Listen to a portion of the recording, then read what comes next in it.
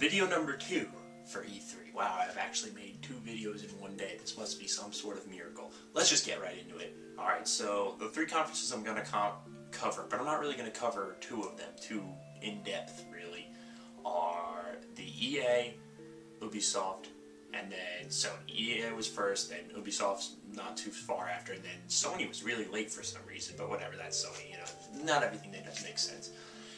And, you know, let me say overall, not the worst presentation conference that they could have had. They had a really bad presentation last year, but let's go EA. I really have absolutely nothing to say about EA.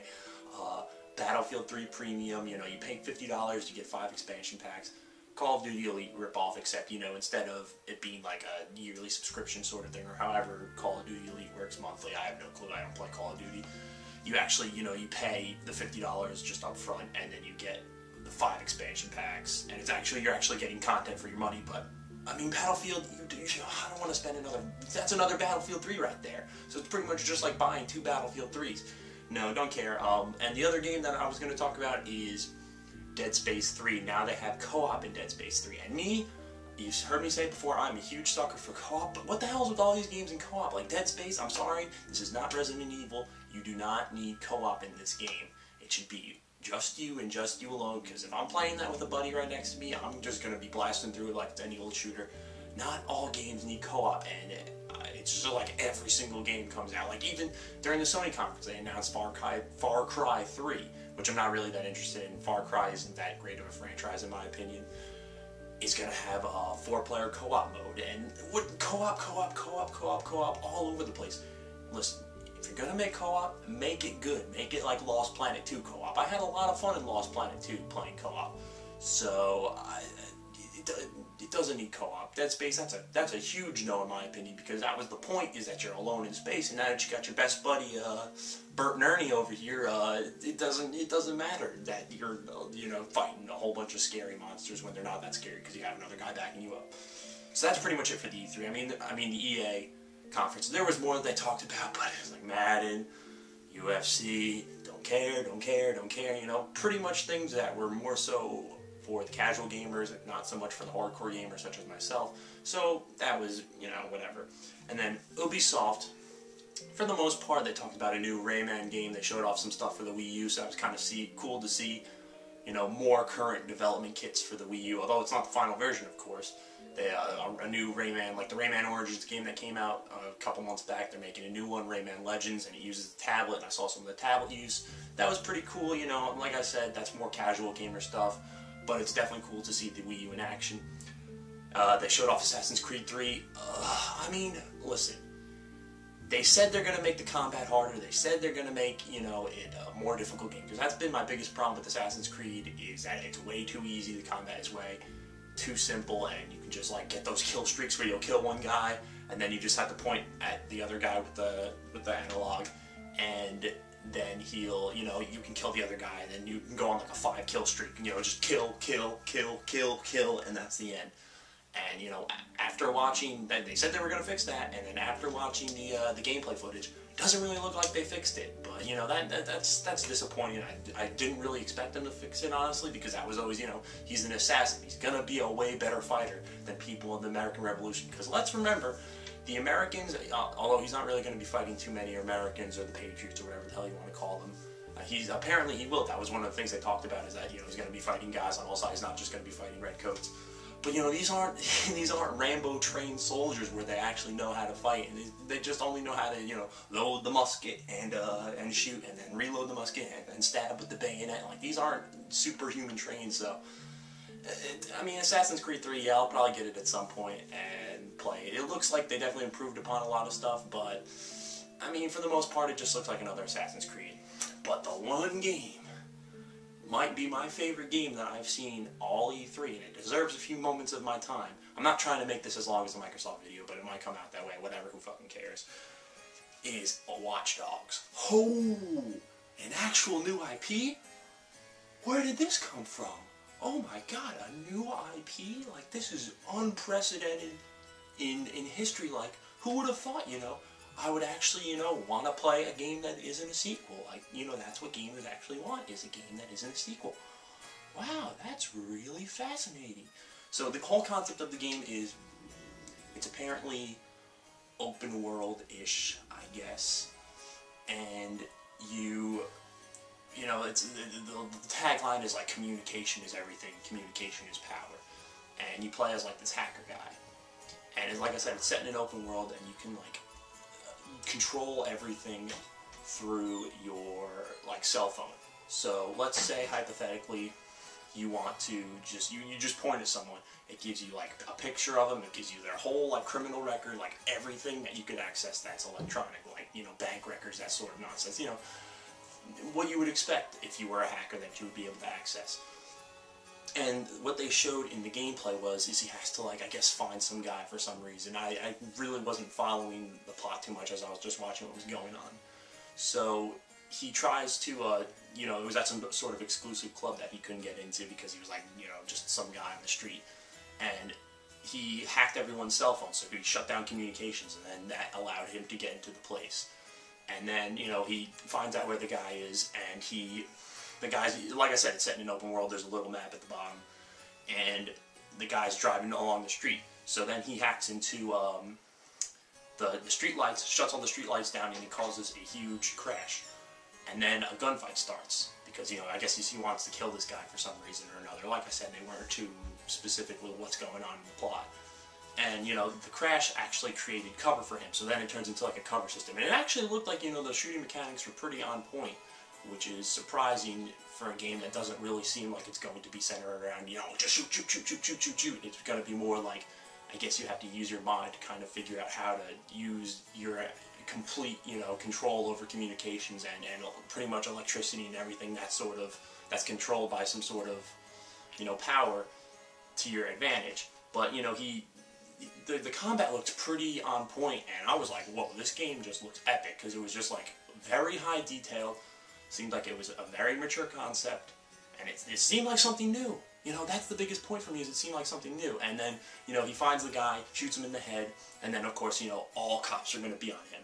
So then the camera cuts away from, you see like you're the guy that you were playing as, and then it cuts away to another guy on top of a building. So apparently this game is going to have co-op, and that guy is supposed to, you know, shut down communication so the other guy can escape. So I think it's going to have co-op. You know, that was one of the things that you know, seemed pretty apparent. And from, like I said, this is, I think, a game that actually co-op would work very well, because it's just such a weird, cool concept that, you know, you never really see games like this where it's not so much, I don't really know how to even describe what kind of game it is.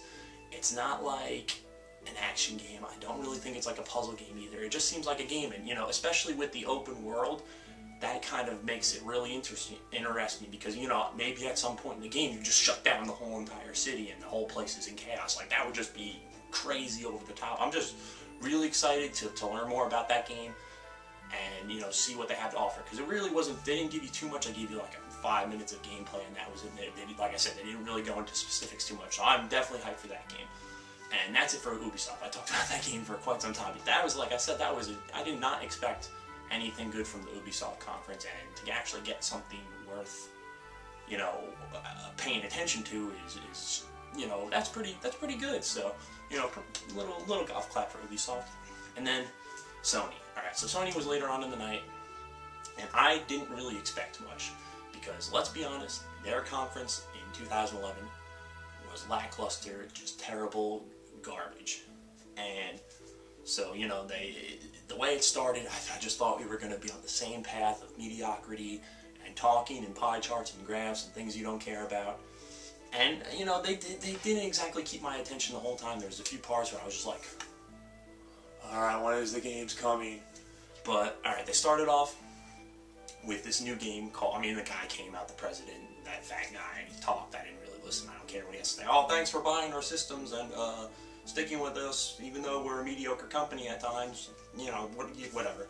But then one of the guys from Quantic Dreams, which made Indigo Prophecy and Heavy Rain. I loved Indigo Prophecy, and I liked Heavy Rain. I enjoyed it, but I loved Indigo Prophecy. I like those styles of games because you need to write a really, you know, engrossing story in order for the game to work out well. And it's, you know, they use crazy motion capture technology and that sort of stuff. And so the guy announces a new game called Beyond, and it stars the girl, I think her name is Ellen Page, she was in Juno, she was in Inception. You know, she's a well-known actress, and she's in the game, and they didn't really go into what the game was about. They just showed, it was not really gameplay per se, it was more like a scene in the beginning of the game, and the game in terms of graphics and in terms of, you know, realistic, like, facial and motion capture sort of stuff was out of this world. I don't think I have seen it. You know, there's some nice looking games out there, but in terms of, like, you know, the LA Noire style of, like, capturing facial animations and making it look as human and realistic as possible, they nailed it. They nailed it better than they nailed it in Heavy Rain. So I'm really excited for that game. Like I said, they didn't really go into too much. Apparently, the main character in Beyond, it's called Beyond Two Souls. I don't know, like Beyond : Two Souls, or I don't know. I just call it Beyond, whatever. The main character has like powers like in Akira, like I guess crazy dark psycho powers. I don't know. I'm just very curious to see what this game's about. And then, okay, this game looks real crusty. The PlayStation All-Stars Battle Royale. They confirmed you can use PS3 and Vita, so like you could play on a PS3, but people can play on their Vita as well, so you don't need 4. It's like cross-compatibility. Nathan Drake and Big Daddy are going to be characters, and they showed gameplay, and I don't know, this game, there's just something, I think it's just going to be like, not the, like maybe a 6 or a 7 out of 10 if, you know, you want to go by the numerical rating system. It was just weird how you could, like, here's how it goes, like, you had little bars, there was like a health bar and a super bar, but the more important bar was the super bar, because, you know, it's not like in Smash Bros, you know, of course you're going to have to compare it to Smash Bros, because it pretty much is Smash Bros, let's be honest. It's not like Smash Bros with the percentage-based damage system, where, you know, after a certain point you can get knocked off of the stage. No, all you're doing in this game, from what I can tell, is you're just trying to build up a super meter to use a super, and if you use a super and you hit someone, it's an instant KO. It's not like you can just beat them up, and then eventually knock them off the stage. No, you need to use the supers, apparently. That is just, that is just terrible, in my opinion. That is, you know, if you're gonna make a Smash Bros clone, at least, you know, try to draw something from Smash Bros. I just don't really like the idea of all you're gonna be doing is farming for super moves and special moves, so you can get kills, and that seems to be the only way to get kills, you know, from what I saw in the demo. They played the whole entire match, and, you know, everyone was just trying to get supers, and then, of course, there's different levels of supers. You can build up, you know, I think 3 meters at most, so, whatever, I'm probably not going to get that. Not a big Sony fan in terms of their character roster and their character, you know, franchises, but the game just looks pretty mediocre, in my opinion. And then they went on this Vita support, Vita, because they're really trying to push the Vita, because that thing is just in the toilet in terms of sales, and it doesn't seem to be getting any better. Thankfully, it seems like they've you know, got some more software support on the way, so things will probably pick up. They announced that you can get, they're making Little Big Planet 2 like DLC for Vita, not like DLC like, you know, you can download extra characters, like you can actually download Little Big Planet 2 so you can use it. You can do the cross-compatibility thing with PS3, so that's cool, you know. I think using that little touchscreen with Little Big Planet 2 will be helpful. A new Assassin's Creed 3 Liberation. It stars a female protagonist set in New Orleans. You know, Assassin's Creed, that's what you're getting. You can have they're working on getting PS1 titles over, so you can play Tomb Raider, Final Fantasy VII, pretty much I think everything that is available on the PS3 you can play on Vita, which I didn't know that you couldn't do that at this point. I thought, because I know you can do it, but you can transfer PS1 titles and other things you downloaded on PS3 over to PSP, I mean, and I didn't know you could do that, couldn't do that with Vita yet, but I mean, hey, that's another reason to get a Vita, I guess. And of course, gotta have some Call of Duty. Of course you gotta have some Call of Duty, you know, what the hell kind of world will this be if not every single goddamn console this generation and its grandmother didn't have a Call of Duty title? Call of Duty Black Ops Declassified.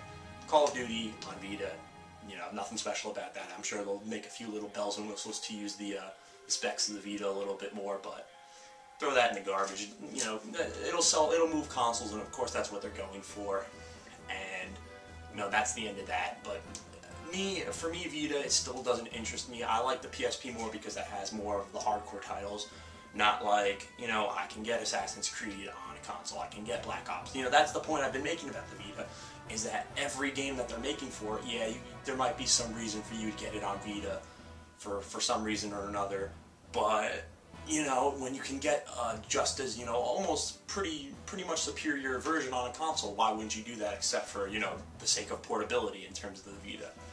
So then, like I said, they of course brought out Far Cry 3 again, and, you know, like I said, mediocre, co-op, whatever, who cares, moving on.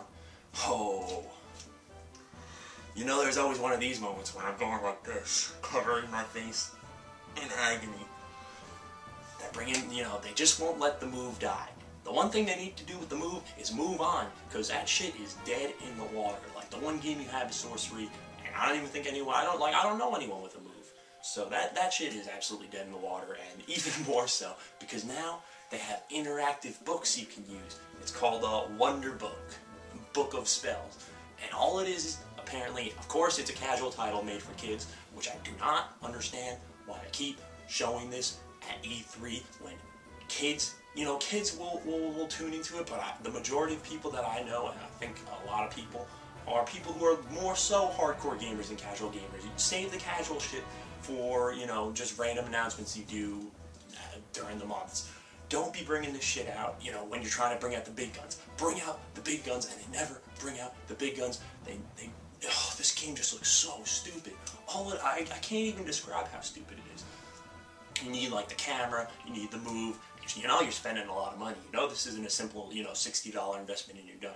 You need that camera, you need that Move, and you, like, sit in front with, like, this book, and the book comes to life, and you can play mini games. The one mini game you gotta learn, like, because it's Harry Potter, the thing is actually related to spells from Harry Potter. Like, the Book of Spells is, let's learn Wingardium Leviosa. I hate Harry Potter, so I don't even really know that much, but you'll do the motion in the air with the Move, and then it'll be like, oh, here's a mini game, shoot this stuff, and all you do is, I kid you not, is just point and I guess click a button to shoot the spell. Why? Why make something like that, and why try, you know, I said bring out the big guns. You want to bring out the, you know, Vin Diesel, Hulk Hogan, like, yeah, brother, like, Macho Man Randy Savage. Don't bring out the Nick Jr., like, Pee Wee Herman fucking shit. Like, that was so stupid. That was the point where I was definitely like, my head was the farthest back, and I was the most like, oh, get me out of this hell. And then, of course, that was like a long demo, too. That was like a 5 or 10 minute demo. Like, you know, alright, we get it, you know, cool, whatever. No one's going to buy it, so don't even worry about it. Moving on, though, God of War Ascension is, you know, the prequel to God of War. And for me, I mean, I played God of War 3 when it came out, like, what was that, 2 years ago. You know, I played all the God of Wars except for the prequels. I actually do want to pick those, the ones that came out on PSP, on PS3. I know they came out with the collection, but I played, you know, 1, 2, and 3. And for me, I don't need any more God of War. Yeah, it definitely looks improved. Like, they definitely, you know, made the combat more, and Kratos' movements around more fluid, I think, and it looks like a better game overall. But, like, I can't exactly remember the God of War story to a T, so, you know, correct me if I'm wrong, but, like, I guess it's a prequel. I don't know how, you know, prequel it is, like if it's really far back in time, or if it's, you know, just before God of War 1. But, like, didn't he get those chains, like, after he killed his kids, like, and he had, you know, the chain, I forget whatever those blades are called, those blades he always has, like, didn't he get those before, before God of War 1? Like, after God of War 1, pretty much? I mean, like, I know the thing happened with his wife and his kids, and, like, that's when he turned white. Like, I don't exactly know when this game is set. Whatever. God of War, I don't need another one. I need a God of War break is what I need. Like, they're lucky this game is so manly, and, like, that's the only reason I think I enjoy God of War as much as I do, is because of the manliness and Kratos' voice acting. Like, I am the God of War. Like, that's the kind of shit that I want to play this game for. Otherwise, you know, you take all those elements out, it's a pretty repetitive game, I must say. Like, it hasn't really changed a crazy amount from 1 all the way to 3, including, I guess, the PSP titles. Not that I've really ever invested any time in those aside from my friend having it. I just bullshit around on his PSP for 5 minutes with it. And, I mean, there's multiplayer in God of War 2, but no one's going to play it. It's God of War. You play the single player, You know, maybe you play through it a different time. For me, I played through God of War 3 on hard, which was annoying, let me tell you that. And so I probably, maybe I'll get God of War Ascension. It really depends. It's not an instant buy for me. You know, maybe a sale will come up and I'll get it then. But the other game, like I said, there's one game that I was looking for, and then Sony, The Last of Us. Naughty Dog, God bless you. That's not even a golf clap. That's a standing ovation. Like, you gotta stand up. They know how to make a fucking game. This game is beautiful, and it is brutal, and it is manly. Alright, so the demo, pretty much, I guess you're just trying to go somewhere, I don't really know. And just, you gotta, like, it's kind of like more, not like Uncharted, where everything's like, oh, just shoot. Like, yeah, you can just get more ammo. Like, ammo, it's set in a post-apocalyptic world, so ammo is limited. So, you know, you're not gonna always be able to, use a gun. So you'll have a gun, it'll have like 6 shots. It's not like you can just find more ammo. Yeah, maybe you can find more ammo, but you're not going to find much more ammo, so you need to be conservative. So you need to kind of draw the enemies out, and you know, you'll get in tussles with them, and you'll hit them with the butt of the gun. That seems to be the move of choice. And the trailer ends in the most, they couldn't have ended the conference on a better note. There's like some other guy that comes into the room, and you're fighting with him, and it's in real time too. It's not like it's a cutscene. You're like fighting with him, and then the girl you're with, because the main character, the guy in The Last of Us, is traveling with some little girl. Well, not little, but she's, you know, a teenager, I guess. And she stabs him with a knife in the back. Then you hit him with the butt of the gun, and he's on the ground, and you have a shotgun, because I picked one up recently. And he's like, no, please don't shoot. Boom! Shot his fucking head off, and that's when the trailer ended. And I was like, oh, this game is going to be epic. So, and then, you know, after that, the conference ended. So, I mean, for me, the top 3 games of E3 Day 1, in no specific order, Beyond, Last of Us, and Watch Dogs. Those are the people, if you need 3 games to watch out for, those are the 3 games. Yeah, you could play the new Medal of Honor that's coming out from EA. That was another thing they announced. Yeah, you could play Assassin's Creed. I'm sure it'll be okay. But if you want 3 games to watch, and actually, you know, if you want high production value, like extremely high production value, none of this crusty, like, it's not the best made game. The Last of Us, Beyond, and Watch Dogs. Watch out for those games, because those are going to be the games, I think, that are going to be like the super hits over you know, the next, I guess the most of them will come out in 2013. Maybe The Last of Us will squeeze it out by the end of this year, but I don't have too much hope for that, because Naughty Dog is really professional about it, and the game looks beautiful. All 3 games look fantastic, like I said, in terms of, you know, just visual presentation.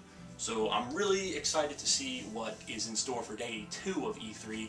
We have a huge Nintendo conference where it's going to be games, and then there's another Nintendo, like, a live broadcast thing that they're doing on Wednesday for more 3DS games. So I'm expecting to see a Zelda title on Wednesday, but we will see how it goes. So Day 1 of E3 coverage is done, even though this will probably be posted on Day 2, but what can you do? Gotta let the videos kind of spread out a little bit. Catch you guys later. Peace.